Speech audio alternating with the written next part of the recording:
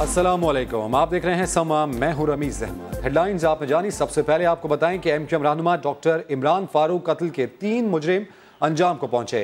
इंसदाद दहशत गर्दी अदालत ने मोहसिन अली, मुअज़्ज़म अली और खालिद शमीम को उम्र कैद की सजा सुना दी। ये भी कहा कि मुजरिमान के तरमीमी ऑर्डिनेंस के बायस सजाए मौत से बच गए हैं। फैसले के मुताबिक ये भी साबित हो गया कि कत्ल का हुक्म बानी MQM ने दिया था। सारे वाकयात एतराफ़ी बयान में मुजरिमान ने खुद बताए। इस्लामाबाद से सुहेल रशीद की रिपोर्ट।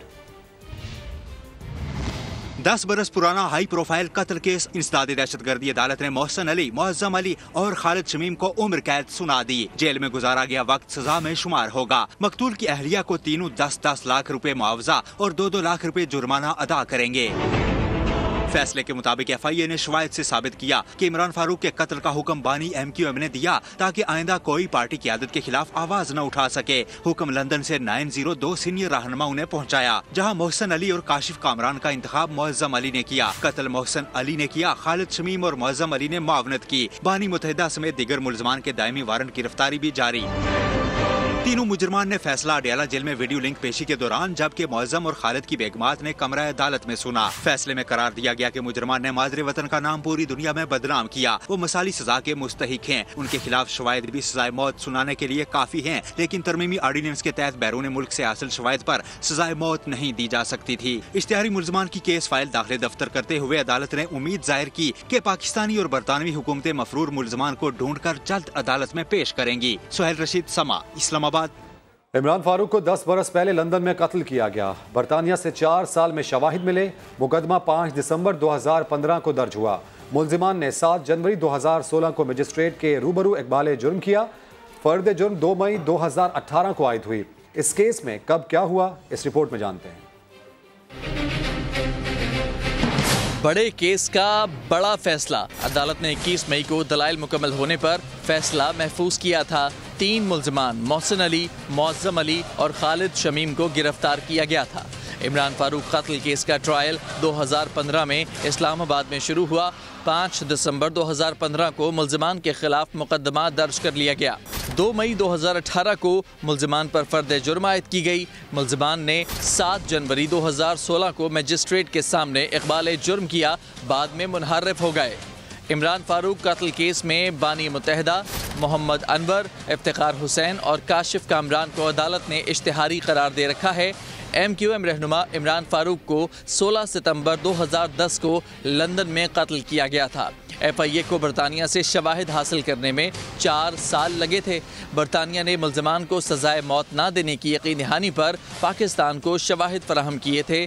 FIA ने पाकिस्तान और बरतानिया से कुल 29 गवाहान को अदालत में पेश किया था। इमरान फारूक कत्ल केस के फैसले पर बरतानवी हाई कमीशन का रद्दअमल सामने आ गया। कहा गया है कि मुलजिमान को पाकिस्तानी और बरतानवी इदारों की टीम वर्क के नतीजे में सजा मिली। पाकिस्तान में बरतानवी हाई कमिश्नर के एलामिया के मुताबिक मकतूल इमरान फारूक को इंसाफ दिलाने के लिए दोनों ममालिक के इदारों ने मिलकर काम किया। डॉक्टर क्रिस्टीन टर्नर ने कहा कि मुलजिमान को पाकिस्तानी और बरतानवी इदारों के मुश्तरका टीम वर्क के नतीजे में सजा मिली। बरतानवी पुलिस के शवाहिद का भी पाकिस्तान से तबादला किया गया, जो जुर्म साबित करने में मददगार रहे। पाकिस्तान और बरतानिया के दरमियान बाहमी ताउन के मुआहदे से शवाहिद का तबादला मुमकिन हुआ। लाहौर से आपको खबर दें, जहां की इंसदाद दहशतगर्दी अदालत ने कलअदम जमात उद दावा से ताल्लुक और गैर कानूनी फंडिंग केस में कलअदम जमात के 4 रहनुमाओं को कैद और जुर्माने की सजा सुना दी है। इसी पर अपडेट्स हासिल करेंगे समा के नुमाइंदे शाहिद हुसैन से। शाहिद, कौन कौन से रहनुमा हैं और इल्जामात की नौयत क्या थी? जी, जो इल्जामात थे वो कलअदम जमात से ताल्लुक और गैर कानूनी तौर पर जो फंड इकट्ठे करना, इसके ऊपर CTD जो है उन्होंने इनके खिलाफ जो है FIR दर्ज की थी। इंसदाद दहशतगर्दी की अदालत ने ट्रायल मुकम्मल कर लिया और अब इसका फैसला सुनाया है। और इस फैसले के तहत जफर इकबाल और जो या मुजाहिद हैं, इनको 5-5 साल की सजा और 50,000 रुपए जुर्माने की सजा सुनाई गई है। जबकि प्रोफेसर हाफिज अब्दुल रहमान को 1 साल और 20,000 रुपए जुर्माने की सजा सुनाई गई है। जबकि हाफिज अब्दुल सलाम को 1 साल और 20,000 रुपए जो जुर्माना है उसकी सजा सुनाई गई है। और जो मुकदमा नंबर जिसका ट्रायल मुकम्मल किया है वो 19/20 है। जी, अपडेट्स के लिए शुक्रिया Shahid.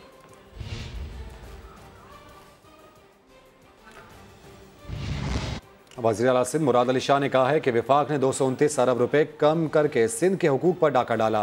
Post budget press conference के दौरान बोले, हमें कहा जा रहा है कि बजट नंबर्स पर भरोसा ना किया जाए। हमें तो पहले भी उन पर एतबार नहीं, हर मामले में कोरोना को जिम्मेदार ना ठहराया जाए। वजीर आला ने सूबाई बजट में कोई नई स्कीम शामिल ना करने का जिम्मेदार भी विफाक को ठहरा दिया। हर चीज़ को कोरोना पे डाल देना, अपनी नाअहली, FPR की अपनी शॉर्टकमिंग्स, फेडरल गवर्नमेंट की शॉर्टकमिंग्स को कोरोना पे डाल देना मुनासिब नहीं है। टोटल हमें कहा गया है कि आपको 606 अरब रुपए मिलेंगे फेडरल गवर्नमेंट से इस साल, जो कि 835 अरब थे, यानी 229 अरब रुपए कम।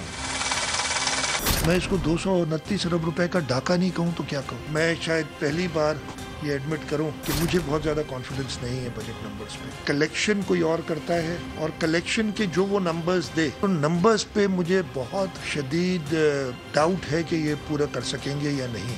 डेवलपमेंट में जैसे मैंने कहा कि अब प्लान कर नहीं सकते, खुद हमें कहा जा रहा है कि हमारे नंबरों पे भरोसा नहीं करना, और हमें भरोसा है भी नहीं। तो इस वजह से हमने कोई और नई स्कीम नहीं डाली। लेकिन अगर कोई अल्लाह ताला करम करें और इनकी नाअहली में कुछ यानी पॉजिटिव बेहतरी आए, मतलब बेहतर अहल हो और ये कुछ कलेक्ट कर सके, तो हमने वो स्पेस रखा है। हमने 15 अरब रुपए न्यू स्कीम्स के लिए रखे हैं इन अदर सेक्टर्स। हमारे पास ये फैसिलिटी नहीं है कि हम स्टेट बैंक से यानी नोट छाप के बोरो कर लें। और हमने सिवाय हेल्थ सेक्टर के कोई नई स्कीम नहीं डाली। हेल्थ सेक्टर की पिछले साल डेवलपमेंट की एलोकेशन 13-13.5 अरब रुपए थी, वो बढ़ा के 23.5 अरब रुपए कर दिए। हमने सरकारी मुलाजमीन की तनख्वाहें बढ़ाई हैं, 1 से लेके 16 ग्रेड तक की 10% और 17 से लेके 22% की 5% तनख्वाह हमने बढ़ाई है। दूसरी जानिब पाकिस्तान तहरीक इंसाफ के रहनुमा शहबाज गिल कहते हैं, अगर सख्त लॉकडाउन का फैसला दुरुस्त था तो फिर सिंध हुकूमत आज क्यों स्मार्ट लॉकडाउन लगा रही है। साबित हो गया कि इमरान खान का फैसला दुरुस्त था, इसलिए आज सब स्मार्ट लॉकडाउन की तरफ जा रहे हैं। इमरान खान ने साबित किया, प्राइम मिनिस्टर ने, कि वो पॉपुलर डिसीजन नहीं लेते, वो क्रिटिसिज्म भी ले लेते हैं, लेकिन वो डिसीजन लेते जो उनकी पब्लिक के लिए बेहतर है, जो उनके मुल्क के लिए बेहतर है। ये कल भी इनका मसला ये था कि पॉपुलर डिसीजन ले रहे थे, आज भी, लेकिन आप ये खुद फंस गए हैं। आज पॉपुलर डिसीजन है कि फुल लॉकडाउन नहीं होना चाहिए, इसलिए ये नहीं ले पा रहे। कल पॉपुलर डिसीजन था जो गुजर गया टाइम, जब शुरू में सारे लोग थे कि जी फौरी लॉकडाउन होना चाहिए, तो ये उस टाइम किसी किस्म की चीज देखे बगैर लॉकडाउन कर रहे थे। तो अगर लॉकडाउन अच्छा है तो ये क्यों नहीं करते? 18वीं तरमीम के बाद इनको पूरा इख्तियार है कि पूरा सूबा बंद करें अगर करना चाहते हैं, तो ये क्यों नहीं बंद कर रहे हैं अब अगर लॉकडाउन अच्छा था तो? और या इन्होंने पिछले 1.5 महीने में क्यों नहीं किया लॉकडाउन पूरे का पूरे अपने सूबे को, अपने शहरों को? इनके पास इख्तियार मौजूद है। रही बात कि ये नहीं आए, ये खान साहब के दोस्त नहीं है, ये इनकी अपनी राय है। इस तरह की बचगाना बातों के ऊपर हम क्या तबसरा करें। कराची के तमाम 6 अजला के मुख्तलिफ इलाकों में कुछ देर बाद 15 रोज़ के लिए स्मार्ट लॉकडाउन का आगाज़ हो जाएगा। नोटिफिकेशन जारी कर दिया गया। लॉकडाउन के दौरान ग्रॉसरी और मेडिकल स्टोर्स के अलावा तमाम कारोबार बंद रहेगा। पब्लिक ट्रांसपोर्ट, डबल सवारी और बगैर वजह के घर से निकलने पर पाबंदी होगी। खिलाफ वर्जी पर सख्त कार्रवाई होगी। अशिया खुरनोश की खरीदारी के लिए घर से एक फर्द को निकलने की इजाज़त होगी। कराची में कोरोना का फैलाव तेज होने लगा। शहर के तमाम 6 अजला के मुंतखब इलाकों में सख्त लॉकडाउन का ऐलान।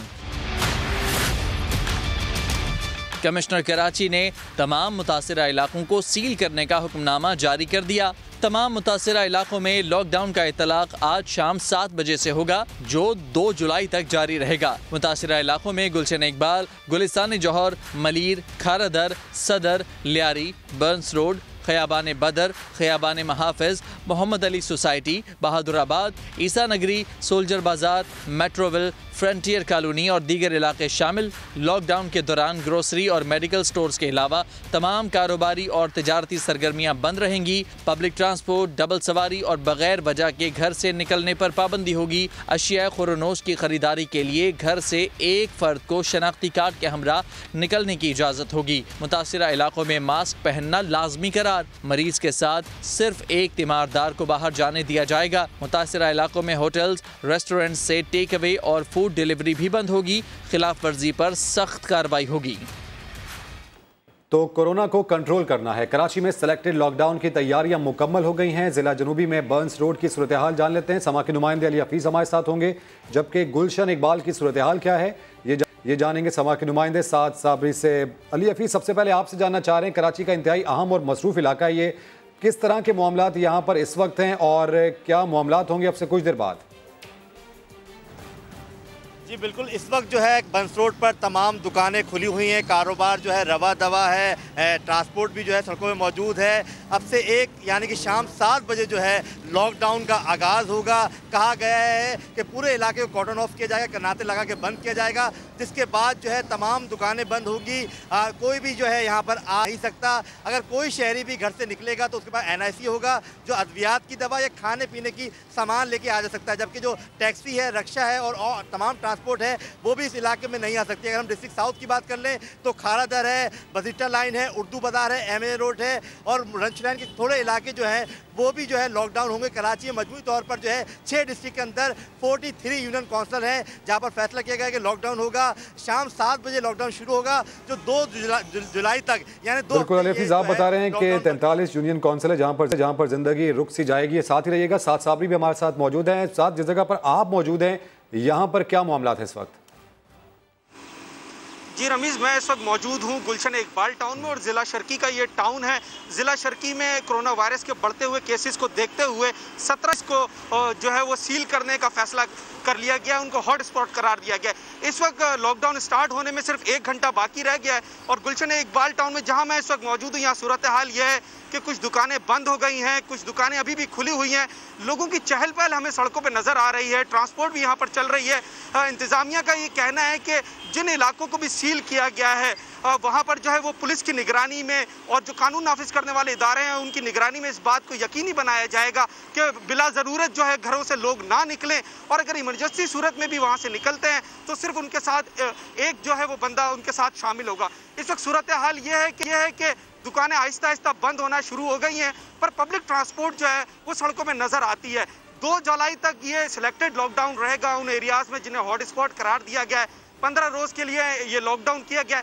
उसके बाद केसेस की तादाद को देखते हुए, ग्राफ को देखते हुए इस बात का तायीन बिल्कुल साहब, यानी तकरीबन आधे घंटे के बाद अब जो कारोबारी सरगर्मियां हैं वो मुअत्तल हो जाएंगी। बेहद शुक्रिया साद साबरी और मोहम्मद अली हफीज़, आप हमें आ रहे थे। कमिश्नर कराची ने वाज़ेह कर दिया है कि सेलेक्टेड लॉकडाउन के दौरान मुतासरा इलाकों के लोगों को दफातर जाने की इजाज़त नहीं होगी। वो शहरी 14 दिन के लिए छुट्टी ले लें। समाज से गुफ्तगू में इफ्तिखार शलवानी का ये कहना था कि SOPs की खिलाफ वर्जी पर जुर्माना किया जाएगा। एमरजेंसी में लोगों को सहूलत दी जाएगी, लेकिन आइसक्रीम खाने के लिए किसी को घर से निकलने नहीं देंगे। तमाम बिजनेस एक्टिविटी बंद होगी सिवाय ये जो खाने पीने की और फार्मेसी मेडिकल।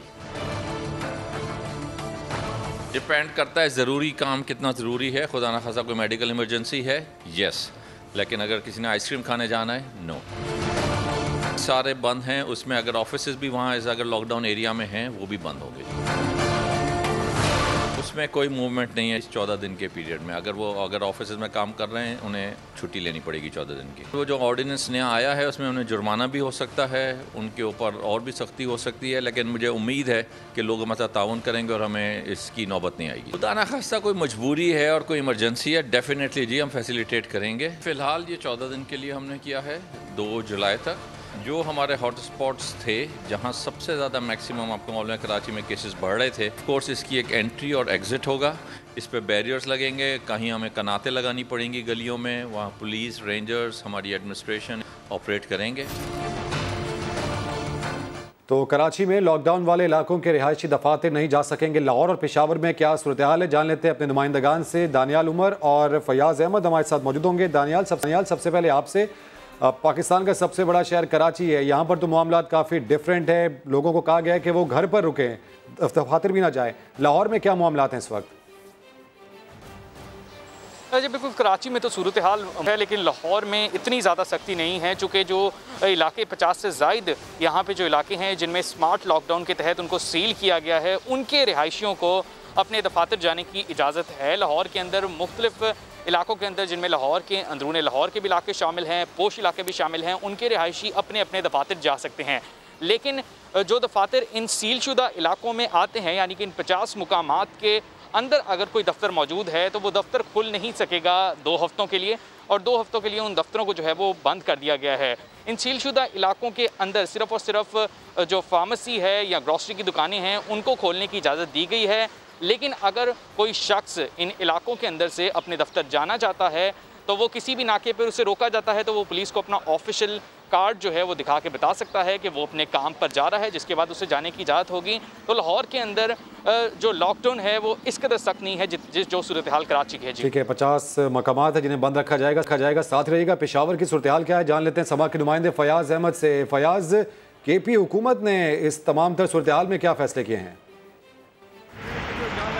देखें, पेशावर की बात करें तो इस वक्त 9 इलाके जो हैं वो सील किए गए हैं, लेकिन कराची के बरक्स पेशावर में भी यहाँ पे इतनी सख्ती नहीं है।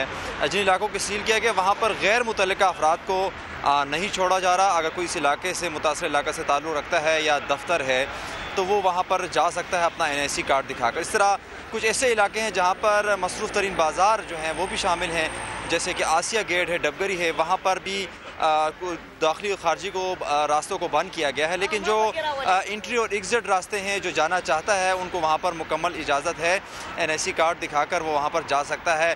ताहम जो गैर ज़रूरी दुकानें हैं, मार्केटें हैं, हाँ उनको बंद करने के अहकाम जारी हो चुके हैं और कुछ मार्केटें बंद भी हैं। फूड आइटम जो है वो सिर्फ खुले रहेंगे। वज़ीर इंतज़ामिया की जानिब से बारहा ये अपील की जा रही है आवाम से कि आवाम जो है वो हुकूमत के साथ ताउन करे और जिन इलाकों में सख्ती हो रही है। ठीक है, यानी काफ़ी बदला पेशावर दिखेगा। फयाज अहमद और दानियाल उमर, आप दोनों का बेहद शुक्रिया। और कोरोना से बचने के लिए बनाई गई SOPs को नज़रअंदाज करना शहरियों को महंगा पड़ने लगा। रावलपिंडी में 20 से ज़ायद हॉट स्पॉट्स 30 जून तक सील कर दिए गए। इस्लामाबाद में जिला इंतजामिया ने क्रैकडाउन तेज कर दिया है। नूरुल अमीन दानिश की रिपोर्ट। कोरोना गर्दी के वार रोकने के लिए जुड़वा शहरों में सख्त एक्शन। रावलपिंडी में स्पॉट लॉकडाउन के लिए हॉट स्पॉट का तयन मुकम्मल। रावल टाउन के 15 और कैंट के 7 इलाके 30 जून तक सील। मार्केट्स, होटल, दफातर बंद रहेंगे। नकलो हमर पर मुकम्मल पाबंदी आयद। किसी तरह का अवामी इज्तिमा भी ममनू। फार्मेसीज और किराना स्टोर खुलेंगे। मुतल्लिका अफराद को सिर्फ जरूरी सर्विसेज के लिए आने जाने की इजाजत। इस्लामाबाद में सेक्टर्स I8 और I10 सील। शहर और मज़ाफात में इंतजामिया के छापे भी तेज। बहराकाऊ में होटल्स, फल सब्जी की दुकानों और पब्लिक ट्रांसपोर्ट को SOPs की खिलाफ वर्जी पर भारी जुर्माने। दर्जनों दुकानें सील। मुतअद्दिद अफराद गिरफ्तार भी कर लिए गए। अब हम सील भी कर रहे हैं, जुर्माने भी कर रहे हैं और अरेस्ट भी कर रहे हैं। कल हमने ऑलमोस्ट 20 शॉप सील की हैं और 1 लाख से ज़ायद जुर्माना किया है। आज भी अभी तक आपने देखा है 4 से 5 यूनिट सील हो चुके हैं। अब ये सिलसिला रोजाना जारी रहेगा तब तक कि हम इस मुश्किल में से बाहर नहीं निकल आते। इंतजामिया के मुताबिक टाइगर फोर्स मार्केटों की निगरानी करके खिलाफ वर्जी करने वालों की पहले से निशानदेही कर लेती है, जिसके बाद क्रैकडाउन आसान और मौसर हो जाता है। कुछ दीगर खबरें शामिल करें। हुकूमत इत्तेहाद की दीवार से निकली पहली ईंट वापस लगाने के जतन। वज़ीर आज़म इमरान खान ने इजलास बुलाकर साफ कह दिया, सारे इत्तेहादी अहम हैं, किसी को नाराज नहीं करेंगे। BNP को मनाने का टास्क वज़ीर दिफा परवेज खट्टर को सौंप दिया। चेयरमैन सेनेट की BNP सरबराह को मसालियत कराने की पेशकश, लेकिन अख्तर मेंगल ने फौरी तौर पर कोई भी यकीन दहानी कराने से माजरत कर ली। इस्लामाबाद से अब्बास शबीर की रिपोर्ट देखिए। विफाक में इत्तेहादी हुकूमत से पहले BNP मेंगल की अलहदगी, फिर जमहूरी वतन पार्टी की भी अलग होने की धमकी। सरकार के नाराज इत्तेहादियों को मनाने के जतन, वजीर आजम खुद मैदान में आ गए। BNP मेंगल के खदशात दूर और मुतालबात पूरे करने की हिदायत। नाराज BNP सरबराह अख्तर मेंगल को मनाने के लिए चेयरमैन सेनेट सादिक संजरानी की कोशिशें और मसालिहत की पेशकश किसी काम न आई। अख्तर मेंगल ने तो ये भी कह दिया कि संजरानी साहब का तो PTI से कोई ताल्लुक ही नहीं। चेयरमैन सेनेट भी है और बाप से उनका ताल्लुक है और इत्यादि भी हैं PTI। इसी वजह से वो आए थे कि इस मसले को जानना चाहते थे। गैंग जो है हुक्मरानों की कोर्ट में है, आप उनसे जाके बात करें तो उन्होंने ये मसले हल क्यों नहीं किए। अगर हल किए तो कितना %, अगर नहीं भी किए तो इसके जिम्मेदार कौन है। इत्तेहादियों की नाराजगी के हवाले से वजीर आजम की जेर सदारत अहम इजलास में अख्तर मेंगल के 6 मुतालबात का जायजा। नाराज इत्तेहादियों को मनाने का टास्क परवेज खट्टर की मुज़ाकराती कमेटी को दे दिया गया। वजीर आजम ने कहा, अख्तर मेंगल को ये भी बताया जाए कि मुआहदे के जिन नुकात पर अमल नहीं हुआ, इसकी वजूहात क्या हैं। और विफाक में मेंगल ग्रुप की हुकूमती इत्तेहाद से अलहदगी के बाद पंजाब का नाराज ग्रुप भी मुतहर्रिक हो गया है। तहरीक इंसाफ के रुकने पंजाब असम्बली ख्वाजा दाऊद सुलेमानी वज़ीर आला के खिलाफ दिल की भड़ास निकाल रहे हैं। उन्होंने 20 अरकान की हिमायत का भी दावा किया है। इसी हवाले से उनकी एक ऑडियो टैप भी समा ने हासिल कर ली है। मजीद जान लेते हैं लाहौर से मोहम्मद अली जड़ की इस रिपोर्ट में। उस्मान बुज़दार एहसान फरामोश हैं। फंड्स मिलते हैं, ना ही कोई अफसर बात सुनता है। तहरीक इंसाफ का नाराज ग्रुप दोबारा मुतहरिक हो गया। वज़ीर आला पंजाब के तर्ज हुक्मरानी पर फिर सवाल उठने लगे। PTI के MPA दाऊद सुलेमानी उस्मान बुज़दार के खिलाफ खुलकर बोलने लगे। कहते हैं वज़ीर आला को कुछ दिन देंगे, काम ना हुए तो फिर बोलेंगे। एहसान फरामोश है, साडा इंज नाल कोई ताल्लुक है नहीं, ना कोई अफसर गाल सुन दे, ना कोई फंड है। लोगों को क्या दूं? अगर बंदे दे पुत्र बनते तो ठीक है, नहीं बनते तो मेरा बिरा सादा फायदा ही गाल है।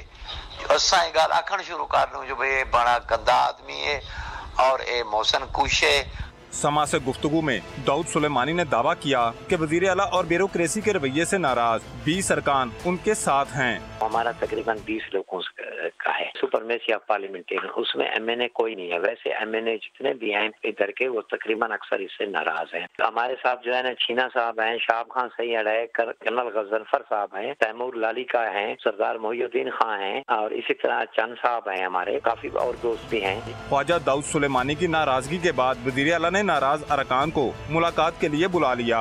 सरदार शहाब और गजनफर छीना समेत 13 नाराज अरकान ने उस्मान बुज़दार से मुलाकात की, लेकिन ख्वाजा दाऊद सुलेमानी मुलाकात के लिए नहीं आए। मुलाकात में उस्मान बुज़दार का कहना था कि अरकान असम्बली उनके दस्तो बाजू हैं, उनके जायज काम हर सूरत होंगे। हुकूमत पंजाब की तर्जुमान मुसर्रत जमशेद चीमा का कहना है कि किसी भी इत्तेहादी ग्रुप के जायज मुतालबात हमेशा मानने के लिए तैयार हैं। वज़ीर आला साहब एक ऐसी शख्सियत है, यकीन करें कि जो हमारे इत्तेहादी हैं, पार्लियामेंटेरियन जितने भी हैं, हमारे अरकान सूबाई असम्बली सारे हमारे लिए काबिल एहतराम है। ड्यू टू दिस पेंडेमिक और थोड़ा सा जो हमारी इकोनॉमी के जो हालात है तो उसकी वजह से उनके कंसर्न वो जायज हैं। इंटरेस्ट तो दोनों का ही एक है, CM साहब का भी है, प्राइम मिनिस्टर साहब का भी। अवाम के आगे सुरखरू हो जब हम दोबारा उनसे वोट मांगने जाएं। पिछली दफा भी एक अरकान असम्बली का एक ग्रुप था, तो फिर CM साहब ने कितने एहसन तरीके से उन सबको न सिर्फ कन्विंस किया बल्कि उनके जो जायज मुतालबात थे वो हम हर वक्त मानने को तैयार है। ये वाहिद असम्बली है जिसमें CM साहब ने हमेशा हम लोगों को इज्जत, एहतराम और हमारे हर तरह के जायज काम जरूर किए जाते हैं। CM साहब के साथ जाती हैसियत में तो हर कोई खुश है। अगर किसी का कोई गिला शिकवा होता भी है, जब जाके CM साहब से मिलते हैं उनके सामने कोई उस तरह से एंगर का तो इजहार का सवाल ही नहीं होता। और अब जिक्र मकबूजा कश्मीर का, जहां जुल्म, दाखिली इंतशार और लद्दाख में चीन के हाथों दुर्गत पर पर्दा डालने के लिए भारत ने बुज़दिलाना हथकंडे तेज कर दिए। LOC पर बिला इख्तियार फायरिंग करके 4 शहरी शहीद कर दिए। पाक फौज ने जवाब में बुज़दिल सुरमाओं के मोर्चों की ईंट से ईंट बजा दी। इस्लामाबाद से उस्मान खान की रिपोर्ट देखिए। लद्दाख में निहत्थे चीनी फौजियों के हाथों पिट कर ही 20 जाने गंवा बैठने वाली मोदी सेना का शर्मिंदगी छुपाने के लिए LOC पर निहत्थे शहरियों पर वार। DGI SPR के मुताबिक नकियाल और बाक्सर सेक्टर में भारी हथियारों से गोलाबारी करके 4 शहरी शहीद कर दिए, 1 जख्मी। पाकिस्तान का फौजी और सिफाती महाज पर सख्त रद्द-ए-अमल।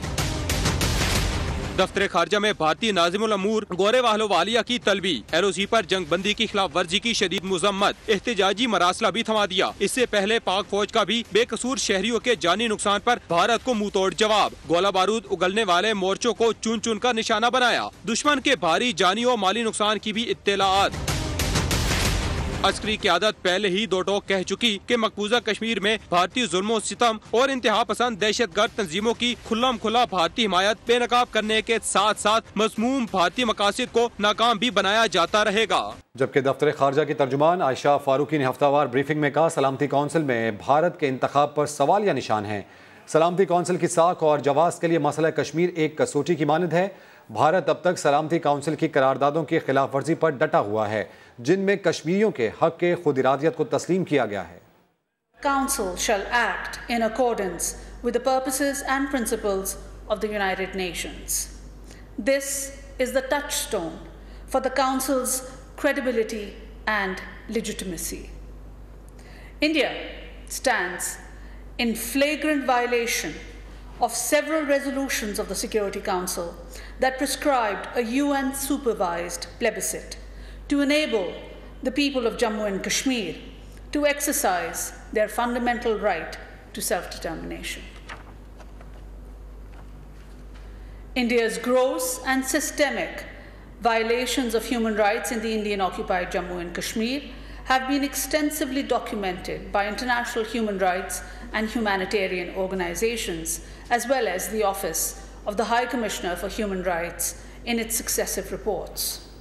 टेक्सिला में chairman CPEC authority Asim Salim Bajwa का खिताब, कहा मंसूबे के दूसरे फेज में दाखिल होने जा रहे हैं जिसमें पाकिस्तान रेलवे की असर नौ तश्कील होगी।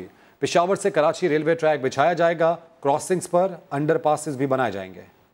Coming to end of CPAC phase 1, the direction is continue each and every project fast pace and complete them as soon as possible. What is phase 2? Phase 2, we are going into new sector. We are talking of revamping total railway infrastructure of Pakistan. A new railway track, Peshawar to Karachi, over 1870 kilometers. A dry port at Haveliya. A new transmission system, fully fenced railway track, dual eyes. All railway crossings replaced by underpasses and overhead bridges. Pakistan में मौजूदा साल महंगाई 11% रहेगी। अगले माली साल पाकिस्तान की मुआशी तरक्की 2% रहने का इम्कान है। एशियाई तरक्याती बैंक ने रिपोर्ट जारी कर दी है। इसी पर अपडेट्स हासिल करेंगे समा के नुमाइंदे शकील अहमद से। शकील, हुकूमत पुरुमीद थी कि सिंगल डिजिट रहेगा मामला, लेकिन एशियाई तरक्याती बैंक कुछ और ही कह रहा है। देखिए, एडीबी ने जो प्रोडिक्शन की है वो 2% जीडीपी ग्रोथ की है अगले साल। हुकूमत ने इस साल बजट में जो टारगेट रखा है वो 2.1% का रखा है। हुकूमत का ये ख्याल था बजट में कि अगले साल 6.5% महंगाई की शरह रहेगी, लेकिन एडीबी ने इसमें थोड़ा इजाफा किया है, 8% की पेशन गोई की है। और ये जो साल गुजर रहा है 30 जून को खत्म हो जाएगा, इसमें 11% महंगाई की शरह का इंदिया दिया है। लेकिन साथ साथ ये भी बताते चलें, जो कंपैरिजन किया गया है रीजनल, उसमें कहा गया है कि पाकिस्तान में जो जीडीपी ग्रोथ है वो भूटान से बेहतर रहेगी, बाकी मुल्कों से कम रहेगी शरह नमू। लेकिन जो महंगाई है वो पूरे खित्ते में पाकिस्तान में सबसे ज्यादा 8% रहेगी। भारत में महंगाई 4% और बांग्लादेश में 5.5% रहेगी। तो कुछ रद्दोबदल किया गया है। हुकूमती जो अहदाफ थे उसके मुकाबले में एडीबी की रिपोर्ट जो है उसमें थोड़ी तब्दीली की गई है। अपडेट्स के लिए शुक्रिया शकील। इस्लामाबाद के दही इलाके पिंड भगवाल में बुनियादी सेहत की सहूलियात शहरियों से काफ़ी दूर हैं। फरार रब्बानी की रिपोर्ट देखिए।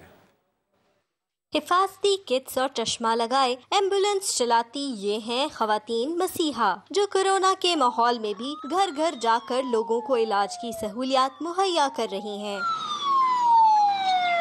देही माहौल, मुश्किल हालात और कोरोना गर्दी के बावजूद ये खवातीन हैं हंगामी इमदाद के लिए हरदम तैयार। आसान जगहों पे भी जाते हैं, मुश्किल जगहों पे भी जहाँ पे एम्बुलेंस नहीं जा सकती है, तो वहाँ पे हम बहुत मुश्किल से मूविंग एंड लिफ्टिंग के ज़रिए वहाँ से पेशेंट को उठाकर एम्बुलेंस तक लाते हैं। शुरू में हमारे लिए भी ये चीज़ बहुत मसाइल करती थी। आहिस्ता आहिस्ता लोगों को ये पता चलता गया कि यहाँ पे इनके साथ एम्बुलेंस में औरतें भी होती हैं। गांव की सादा लो औरतें कहती हैं ख्वातीन रजाकार इनके लिए किसी नेमत से कम नहीं। ख्वातीन मर्दों के आगे झिझक महसूस करती हैं, लेकिन अब ख्वातीन जाके घर में जाके किसी औरत से पूछती हैं या सवालात करती हैं तो वो फौरन से एकदम उसका जवाब देती हैं। पिंड की 35,000 से ज्यादा आबादी इन मददगारों से मदद और रहनुमाई ही नहीं लेती, इनकी कदर और एहतराम भी खूब करती है। दूर दराज इलाकों में घर घर पहुंचकर तिब्बी सहूलियात देने वाली इन खवातीन ने साबित कर दिया कि कोरोना वायरस के खिलाफ जंग में वो भी किसी से पीछे नहीं। कैमरामैन मोहम्मद नवाज के साथ फरार रब्बानी, समा, पिंड भगवाल, इस्लामाबाद। मुल्तान के सरकारी ओल्ड एज होम को फंड्स ना मिलने के बायस इदारा बिजली और गैस से महरूम हो गया। आसिफ बलोच की रिपोर्ट। मुल्तान का ओल्ड एज होम 5 माह से बजट से महरूम, इदारे को बजट ना होने से मुश्किलात का सामना। वाजबात की अदम अदायगी की वजह से 5 माह से बिजली और गैस के कनेक्शन मुनक़ता। ओल्ड एज इंतजामिया के मुताबिक बुजुर्ग अफराद के लिए दीगर सहूलियात की फराहमी भी बजट की कमी से मुतासिर है। ओल्ड एज होम में रिहाइश पजीर बुजुर्गों ने हुकूमत से बजट समेत तमाम सहूलियात को फिलफोर मुहैया करने का मुतालबा किया है। कैमरामैन अकमल खोकर के साथ आसिफ बलोच, समा, मुल्तान। 2011 क्रिकेट वर्ल्ड कप का फाइनल एक बार फिर फिक्सिंग की जद में आ गया। साबिक श्रीलंकन कप्तान राणा टुंगा के बाद श्रीलंका के साबिक वजीर खेल ने भी इस फाइनल को मशकूक करार दे दिया। 2011 वर्ल्ड कप का फाइनल फिक्स था। साबिक श्रीलंकन वजीर खेल ने भी शकूक का इजहार कर दिया। श्रीलंकन मीडिया से गुफ्तगू में अलत गामागे का कहना था कि वो किसी क्रिकेटर को इसमें शामिल नहीं करना चाहते, ताहम कुछ ग्रुप यकीनी तौर पर फिक्सिंग में मुलव्विस थे। उन्होंने मजीद कहा कि वो ये बात पूरी जिम्मेदारी से कह रहे हैं, लेकिन मुल्क की खातिर तफसीलात मंजर-ए-आम पर नहीं लाना चाहते। इससे कबल साबिक कप्तान राणा टुंगा भी फाइनल पर शकूक का इजहार कर चुके हैं। 2011 के वर्ल्ड कप फाइनल में भारत ने श्रीलंका को हराकर टाइटल जीता था। ब्रेक के बाद आप देख सकेंगे प्रोग्राम 7 से 8। देखते रहिए सम्मान।